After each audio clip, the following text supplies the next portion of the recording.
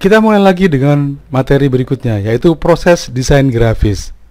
Pada pertemuan kali ini kita akan membahas beberapa hal yang capaian pembelajarannya adalah pertama bahwa mahasiswa dapat memahami tahapan desain grafis, kemudian juga tahapan desain grafis untuk perusahaan, kemudian tahapan kerja desainer grafis profesional, dan yang terakhir penutup. Saya mulai dari tahapan desain grafis terlebih dahulu. Ada 3 tahapan sederhana yang saya gambarkan menjadi A, B, C. Jadi yang pertama adalah tahapan persiapan, kemudian tahapan desain, dan yang ketiga adalah tahapan produksi. Pada tahapan persiapan maka ada kontrak kerja serta kebutuhan klien. Ya, kemudian pada tahapan desain ada pembuatan mockup proofing. Ya, dan pada tahapan terakhir yaitu produksi, yaitu printing dan finishing. Ya, kita mulai terlebih dahulu dari persiapan, yaitu kontrak dan kebutuhan klien. Pertama adalah bahwa seorang desainer grafis dia harus membangun dialog dengan klien, apa yang akan dibuat, apa yang dibutuhkan oleh si klien. Ya, sehingga pada tahapan ini si desainer grafis benar-benar memahami apa yang diinginkan oleh si klien, dan pada akhirnya si klien akan puas dengan hasilnya. Sekali lagi ingat bahwa seorang desainer grafis tidak untuk memuaskan dirinya sendiri, tapi mencoba untuk memuaskan apa yang diharapkan oleh si kliennya. Yang kedua, buat kontrak kerja. Ya, ini berkaitan dengan apa kesepakatan yang akan dibuat di awal, berkaitan dengan produk desain yang akan dibuat, kemudian waktu pelaksanaan atau deadline-nya, kemudian bagaimana pembayarannya, serta hak kewajiban lainnya. Jadi misalkan contohnya adalah berapa kali proses proofing, ya proses kesepakatan untuk mengoreksi hasil desain ya sampai pada produksi. Kemudian hal yang perlu diketahui juga adalah keinginan dan selera klien, ya bisa warna, bisa bentuk, bisa filosofi. Ya, itu juga menjadi hal yang begitu penting untuk dikuasai ya oleh seorang desainer grafis sehingga hasilnya juga akan maksimal ya. Dan yang berikutnya ya yaitu siapa yang menyediakan material atau bahan untuk desain tersebut. Jadi dalam konteks desain maka beberapa elemennya seperti foto, teks atau narasi, kemudian juga logo ya dan seterusnya. Maka perlu ada kesepakatan di awal. Siapa yang menyiapkan, apakah si desainer grafis tersebut yang akan meng-create atau si klien tersebut yang akan menyediakan semuanya. Ya, kenapa? Karena nanti hal-hal seperti ini kadang-kadang susah. Contohnya adalah seperti narasi. Tidak mungkin kemudian si desainer grafis ya dia akan mencari sendiri bahan-bahan yang ada. Kalau kemudian dia butuh foto sesi, pasti juga berkaitan dengan ya kesepakatan dengan si kliennya. Ya.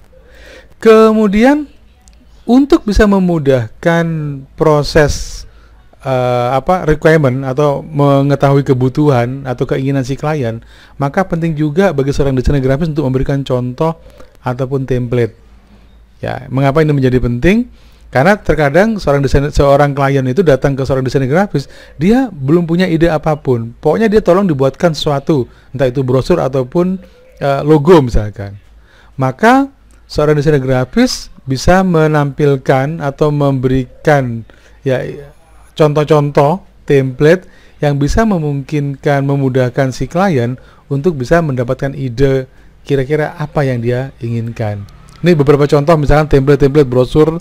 Ya, ada warna, mungkin juga bentuknya atau tata letaknya dan seterusnya.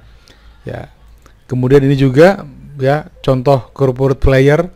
Ya, dengan menampilkan template-template seperti ini, maka otomatis si klien desainer grafis tersebut akan mudah untuk bisa membayangkan kira-kira apa bentuk atau harapan dari yang akan dibuat oleh si desainer grafis.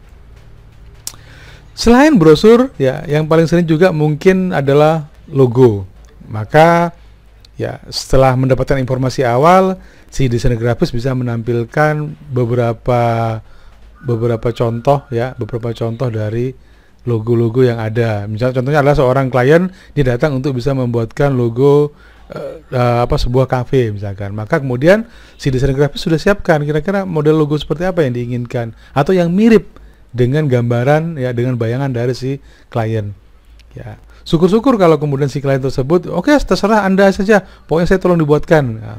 Tetapi ini juga belum tentu bagus. Terkadang setelah dibuatkan ternyata koreksinya juga cukup banyak ya. Sering juga saya menemui hal-hal seperti itu. Kemudian proses kedua yaitu proses desain itu sendiri.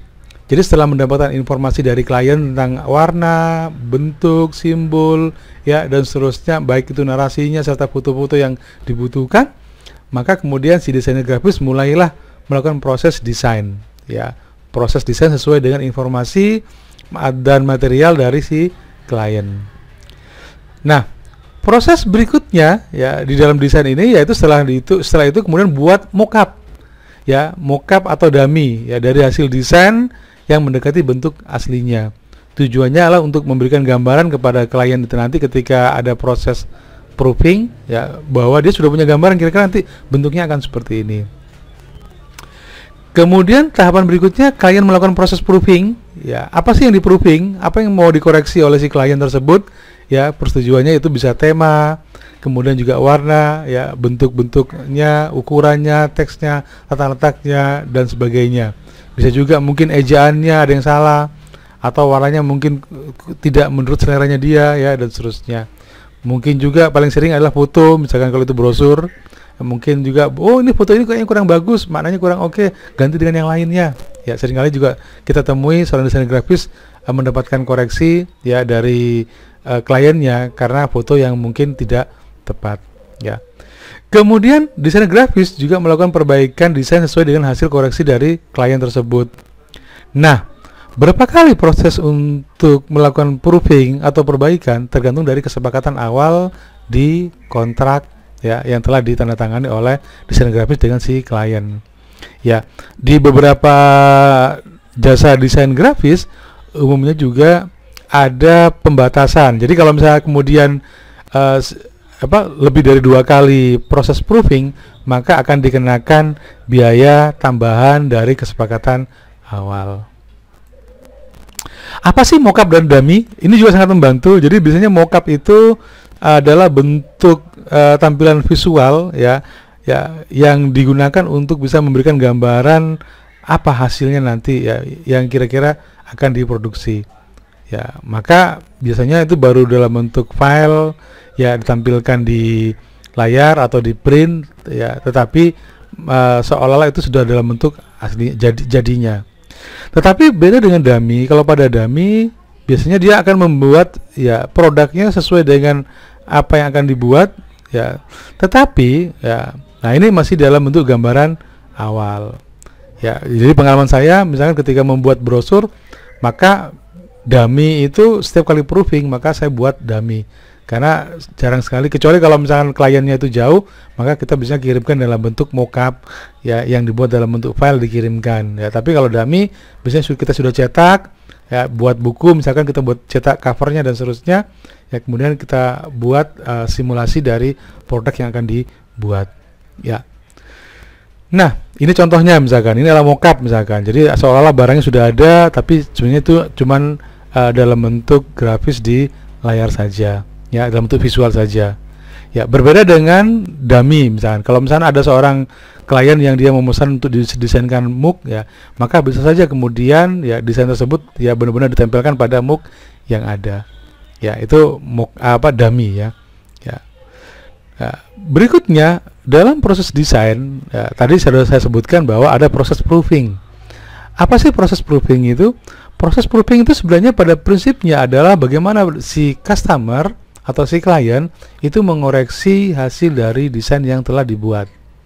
Nah, bantu klien dengan beberapa pertanyaan, misalkan contohnya adalah apakah warnanya sudah sesuai dengan keinginan dari si klien, atau apakah misalkan tulisannya sudah benar, baik itu ejaannya, mungkin juga narasinya atau data-datanya ya. Kemudian juga apakah foto sudah bagus misalkan. Karena terkadang beberapa klien dia tidak punya stock shoot atau tidak punya foto sendiri, tapi si desainer grafis diminta untuk menampilkan foto. Nah, hati-hati juga jangan sampai kemudian foto itu juga hasil comotan ya. Kalau misalkan Anda mau menggunakan foto tersebut, maka Anda harus sampaikan kepada klien bahwa itu di luar tanggung jawab Anda jika kemudian ada komplain dari orang yang memiliki foto tersebut. Ya, kemudian buat checklist dan berita acara apa yang dikoreksi dan perlu diperbaiki dan perlu ditandatangani oleh kedua belah pihak, baik itu klien maupun si desainer grafis. Tujuannya untuk apa? Supaya kemudian apa yang akan dikoreksi atau dirubah itu sudah disepakati bersama, ya. Kemudian tunjukkan berita acara tersebut ya saat proses proofing berikutnya, ya, untuk memastikan bahwa apa yang Anda lakukan, ya, perbaikan yang Anda lakukan itu sesuai dengan permintaan sebelumnya. Catatan yang paling penting adalah bahwa yang Anda puaskan itu adalah klien Anda, bukan diri Anda sendiri. Jadi kalau menurut klien Anda bahwa warna yang mereka pilih itu adalah warna yang tidak sesuai dengan prinsip estetika, tapi klien Anda puas, maka ya harus dituruti. Karena sebenarnya bukan Anda sebagai desainer grafis yang perlu dipuaskan, tapi klien Anda, ya. Oke. Kemudian proses yang ketiga yaitu proses produksi. Di sini ada proses printing dan finishing. Jadi walaupun kemudian produksi itu terkadang bukan urusan desainer grafis, ya, tapi urusan bagian produksi, penting juga bagi seorang desainer grafis untuk bisa memahami prosesnya. Mengapa begitu menjadi penting? Ya, karena terkadang itu juga bisa membantu produksi untuk bisa membuat layoutingnya, ya, warnanya dan seterusnya itu sesuai dengan apa yang diinginkan, ya. Oke, ini ada proses separasi. Kemudian produksi dengan digital printing dan digital offset itu memiliki tahapan yang berbeda. Kalau sebenarnya di dalam konteks produksi itu ada dua, yaitu digital printing dan offset printing. Kalau pada offset printing itu menggunakan tinta, ya, jadi semacam seperti sablon begitu, ya, atau pakai plat, ya, prosesnya cukup lama, dari mulai difilmkan, dibuat plat, kemudian dicetak. Ya, cetak pun tergantung dari mesinnya, apakah dia pakai 4 mesin atau pakai satu mesin yang bergantian, itu akan memakan waktu lama juga, karena biasanya kalau pakai model offset itu perlu proses pengeringan dan seterusnya. Ya, perlu proses juga untuk kalibrasi, ya, untuk warnanya dan seterusnya. Sedangkan kalau pada digital printing, ya, akan jauh lebih cepat, ya, karena langsung aja filenya mana yang mau di printing langsung jadi. Kemudian penting juga untuk proofing praproduksi. Jadi apa yang perlu diperhatikan oleh seorang desainer grafis? Jadi misalkan resolusinya, apakah resolusinya itu sudah maksimal, ya, jangan sampai kemudian resolusinya pakai 72 hanya untuk screen misalkan, tapi yang dibutuhkan supaya tidak pecah ketika nanti diproduksi itu menggunakan resolusi 300 dot per inci atau dpi, ya. Ya, dan lain-lain juga perlu diproses dikalibrasi juga, proses untuk proofing juga, supaya hasil akhirnya, ya, jangan sampai yang paling sering terjadi adalah kesalahan dalam tata letak, ya, dan kesalahan ejaan. Bayangkan jika misalnya ada sebuah kampus yang memproduksi misalkan brosur untuk tahun 2020, tapi ternyata salah tercetak itu tahun 2200 misalkan. Salah 0 aja fatal juga akibatnya. Ya, penting juga untuk mengetahui bagaimana finishing produksi. Nah, ini finishing itu jadi gini. Bagus hasil akhir dari sebuah desain terkadang bukan pada masalah desainnya, terkadang juga pada produksinya dan finishingnya. Nah, finishing itu sebenarnya adalah bagaimana memoles hasil akhir dari sebuah produk desain, ya, yang akan kemudian menentukan barang itu bagus atau tidak. Contohnya misalnya sebuah brosur, ya, brosur itu ketika sudah diproses cetak, maka kalau kemudian tidak dilakukan proses finishing, itu akibatnya kemudian terkadang hasil cetaknya juga kurang bagus, mungkin juga mudah puyeh atau mudah luntur, ya, atau kertasnya juga kemudian menjadi tidak terlalu keren, ya, tidak terlalu bagus. Nah, dalam hal ini penting juga untuk kemudian melakukan proses misalnya finishingnya berupa laminasi atau pelapisan, ya, entah itu dengan laminasi doff ataupun glossy. Ya, doff itu yang tampak dia tidak mengkilap, sedangkan misalnya yang finishing glossy itu yang tampak dia mengkilap. Nah, brosur tersebut ketika sudah dilaminasi dengan finishing dengan glossy ataupun dengan doff, maka dia akan tampak jauh lebih bagus lagi. Ya, ini contohnya, ya. Fungsi laminasi juga terkadang untuk bisa memperkuat kesan, ya, dan juga bahan brosur, ya, yang bahan yang sudah dilaminasi bisa juga tidak mudah untuk sobek, ya, tidak mudah juga rusak karena air. Nah, ini pentingnya finishing dari sebuah printed material seperti brosur atau kartu nama dan seterusnya. Ini adalah contoh gambaran dari bagaimana proses ya mulai dari proses desain, kemudian juga proses persiapan untuk material apa yang mau digunakan untuk produksi sampai pada pemilihan proses produksi. Secara garis besar bahwa proses printing itu ada beberapa hal. Pertama adalah color matching. Jadi ketika kemudian produksi awal ya benar-benar produksi, sebelum benar-benar produksi, maka akan diuji coba terlebih dahulu proses produksi untuk 1-2 produk ya. Kemudian akan dibandingkan apakah warna yang dihasilkan oleh mesin tersebut, entah itu offset ataupun printing, digital printing, itu bagus atau tidak. Kalau bagus, baru kemudian langsung melakukan proses produksi.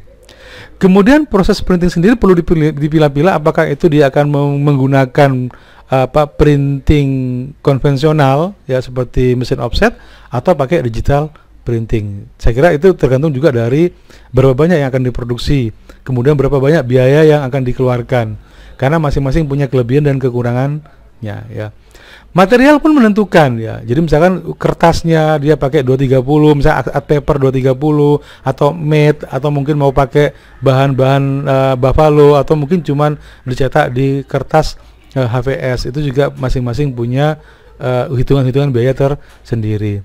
Dan yang terakhir adalah printing proses ya.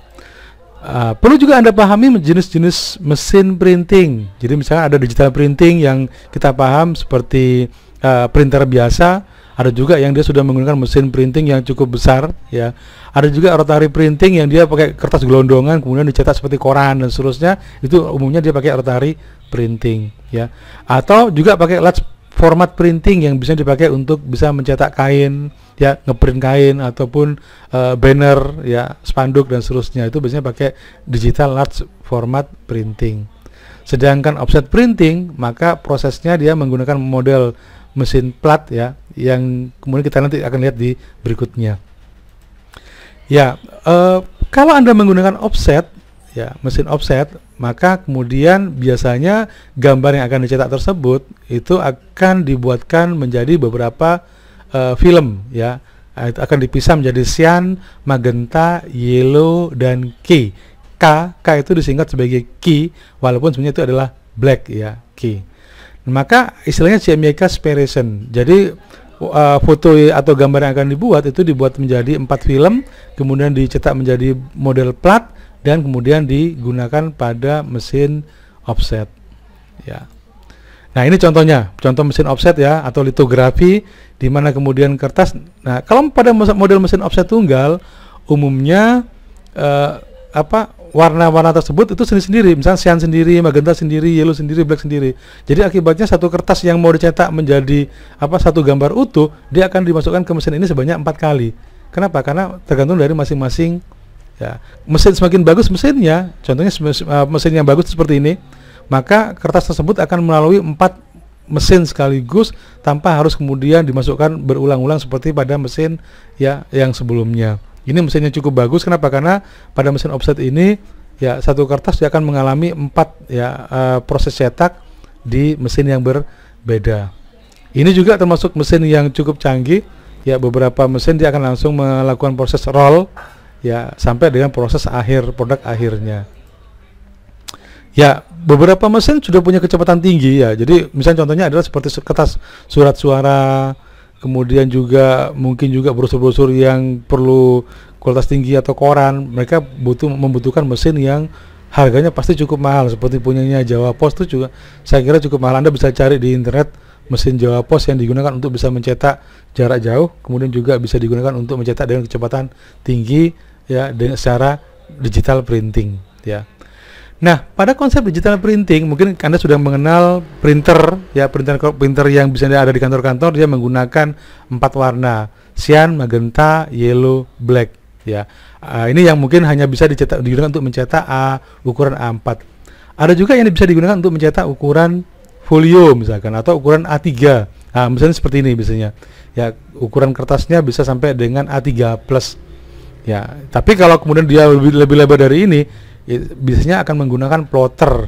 Plotter memang cukup lambat dibandingkan dengan model digital printing yang saat ini sudah menggunakan model printing seperti ini ya. Ini contoh dari large digital printing. Plotter juga ya biasanya bisa digunakan untuk mencetak entah itu vinil ataupun kain ya, ataupun bahan kertas ya, atau stiker ya.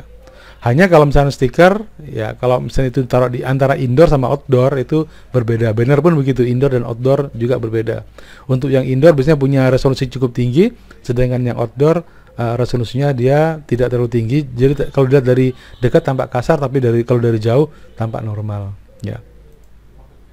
Ini adalah tekstil printing yang mesinnya diproduksi dari negara Cina. Itu mengapa kemudian sekarang banyak sekali batik-batik yang bisa dimanfaatkan untuk bisa ya, untuk cetak, tinggal desain sekali tapi kemudian bisa digunakan untuk seragam yang kualitas batiknya itu cukup tinggi ya. Kenapa? Menggunakan model batik printing ya. Nah, kalau tadi kita sudah bicara tentang desain grafis secara umum, bagaimana jika kemudian Anda sebagai public relation atau humas itu bertindak juga sebagai desainer grafis di sebuah perusahaan? Jadi humas yang mendesain dan memproduksi printed materialnya sendiri, ya terkadang Anda pertama adalah harus mengerjakan semuanya sendiri, mulai dari merencanakan apa yang akan dibuat, ya konsepnya seperti apa, ya perhitungan biayanya, ya kenapa? Karena Anda harus mengusulkan ke pihak manajemen perusahaan untuk bisa mendapatkan persetujuan. Kemudian juga menyediakan bahan sendiri seperti teks, foto, ya. Kemudian juga Anda melakukan proses desain, Anda juga melakukan proses proofing sendiri ke pihak pimpinan perusahaan ya, dan yang terakhir adalah produksi ya. Oke, kalau Anda seorang desainer grafis atau humas di sebuah perusahaan, maka tentu saja Anda membutuhkan untuk presentasi di depan pimpinan. Jadi pimpinan perusahaan sampai pada proses menyetujui ya dari apa yang Anda desain. Biasanya ini agak rumit, kenapa? Karena tidak ada batasan berapa kali itu proses proofing. Beda dengan desainer grafis freelance atau yang dia memang bekerja sebagai desainer grafis profesional yang dibatasi oleh kontrak misalnya 2 atau 3 kali proses proofing. Tapi kalau Anda sebagai humas di sebuah perusahaan dan Anda mendesain ya printed material Anda sendiri, maka sampai pimpinan Anda puas baru Anda berhenti. Ya bisa 4-5 kali bahkan 10 kali. Kenapa? Karena setiap kali, apalagi kalau pimpinannya banyak dan yang memutuskan banyak orang, seleranya beda-beda, akibatnya pekerjaan Anda tidak selesai-selesai. Oleh karena itu kemudian ada sebuah strategi, Anda bisa membuat beberapa konsep untuk dipilih oleh pimpinan. Jadi misalnya Anda bikin brosur nih, brosur 3 model brosur.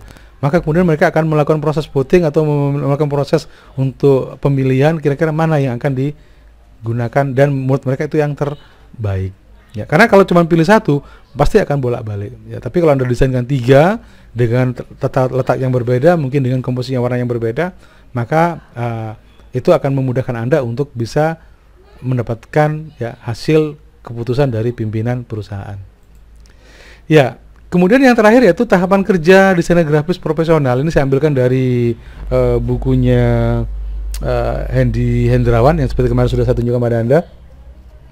Jadi di buku ini sebenarnya ada 6 tahapan. Sebenarnya ini tahapan yang sifatnya umum. Jadi misalkan contoh kalau seorang desainer grafis dia mendapatkan pesanan desain, maka pertama dia akan mencari informasi kebutuhan. Misalkan siapa targetnya, apa kriterianya, media apa yang mau digunakan, kemudian bagaimana selera perusahaan, bisa juga misalkan corporate identity perusahaan atau corporate color-nya. Bisa juga kemudian melakukan proses studi banding ya sampai pada tahapan-tahapan revisi lainnya. Kemudian yang kedua adalah membuat kerangka kerja. Ya, tujuan spesifiknya apa, jenis media tadi, ukuran medianya, batasan konten, batasan waktu, batasan biaya, itu semua akan dihitungkan. Ya, ini cocoknya sebenarnya memang kalau itu adalah perusahaan konsultan ya atau outsourcing yang kemudian dia akan mengusulkan untuk digunakan oleh sebuah perusahaan ya. Yang ketiga baru kemudian mencari ide kreatif ya. Kalau kemudian ada beberapa perusahaan yang tidak suka dengan template. Kenapa? Karena template itu biasanya sudah digunakan oleh banyak yang lainnya. Saya pernah menemukan kasus ketika Unito mau memesan brosur ke seorang desainer grafis di luar, ternyata model brosurnya ada kemiripan dengan model brosur yang dipakai oleh sebuah SMK. Kebetulan saya lewat di sebuah SMK, saya dapat brosurnya, ternyata loh kok mirip dengan Unitomo. Kenapa? Karena dia pakai template. Ya, Unitomo pakai template, juga pakai template, sehingga kemudian layoutnya, warnanya sama, cuman isinya saja yang berbeda. Saya kira ini tidak cukup bagus bagi sebuah perusahaan ya. Kalau kemudian bentuk brosurnya sama dengan perusahaan lainnya. Nah, pada mencari ide kreatif ini, seorang desainer grafis penting juga untuk bisa memahami apa tema yang diminta oleh perusahaan, slogan-slogannya, tagline-nya, misalkan ya. Kemudian juga mungkin sketsa-sketsa ide yang penting untuk bisa dimasukkan, ya, konsep-konsep gila mungkin yang bisa diambilkan dari banyak hal, melakukan proses brainstorming dengan cara melihat banyak hal atau jalan-jalan lah, misalkan supaya kemudian bisa mendapatkan banyak ide, ya. Kemudian juga membuat alternatif-alternatif ide, ya. Dan terakhirnya lah melakukan proses revisi. Yang keempat, kalau itu kemudian berkaitan dengan data, maka penting juga untuk olah data. Misalkan olah koleksi datanya seperti apa, image-nya, teksnya, audio videonya, seleksi data, ya. Kalau Anda mau bikin infografis misalkan, maka penting juga untuk bisa mendapatkan data yang paling bagus, ya, atau data yang valid tentunya, ya. Kemudian juga organisasi data dan konversi data. Jadi seperti brosur misalkan, penting juga untuk perusahaan itu berdiri tahun berapa, kemudian apa saja produknya, ya, spesifikasi produknya dan seterusnya. Yang kelima adalah visualisasi. Ya, tadi sempat saya sampaikan, ya, mungkin itu yang berkaitan dengan masalah layout, logo, ya, dummy, prototype. Jadi apakah kemudian hasil desain Anda mau ditampilkan sebagai apa, atau sebagai mockup, atau sebagai dummy, atau sudah langsung pada model prototype-nya. Ya, ini juga menjadi penting untuk supaya kemudian apa hasil akhirnya untuk bisa diproses proofing, ya, untuk proses koreksi oleh kliennya. Dan yang terakhir adalah produksi. Nah, pada produksi ini pasti akan berkaitan dengan masalah kualitas cetaknya, ngebayang atau tidak hasilnya, presisi atau tidak, ya, kemudian juga proses teknis produksinya, ya, sampai pada yang paling penting adalah cek warna. Oke, itu adalah tahapan kerja desain grafis profesional. Maka kemudian sebagai penutup, ya, pertama adalah seorang desainer grafis perlu memahami proses desain dan interaksinya dengan klien. Jangan remehkan proses awal ini, bagaimana memahami keinginan klien dengan sebaik mungkin. Ya, deep interview, kemudian memberikan template, contoh, itu juga menjadi sangat penting supaya kemudian apa yang diharapkan oleh klien itu akan jauh lebih mudah untuk bisa diwujudkan. Kemudian desainer grafis juga penting untuk memahami tahapan desain secara sederhana, ya, yaitu persiapan, desain, dan produksi. Jangan lupa juga tadi ada kontrak. Karena terkadang kalau tidak ada kontrak hitam di atas putih, kalau si klien tidak pernah puas, maka kira-kira desain tersebut bagaimana hasilnya, nggak akan pernah selesai. Dan kalau Anda seorang humas yang bekerja di sebuah perusahaan dan Anda tugas adalah membuat desain grafis, maka konsep serta mulai dari konsep serta mengawal sampai produksi itu menjadi sangat penting. Tetapi bila ternyata Anda humas atau public relation dan Anda tidak menguasai teknis bagaimana mendesain, maka Anda bisa menggunakan tenaga outsourcing. Namun sekali lagi, walaupun outsourcing, Anda tetap harus bisa menguasai, ya, pengetahuan desain, ya, minimal tentang manajemen warna, semiotik, seperti yang kemarin sudah saya sampaikan pada materi awal di pengantar kemarin. Demikian materi kita hari ini. Terima kasih dan sukses untuk Anda semua.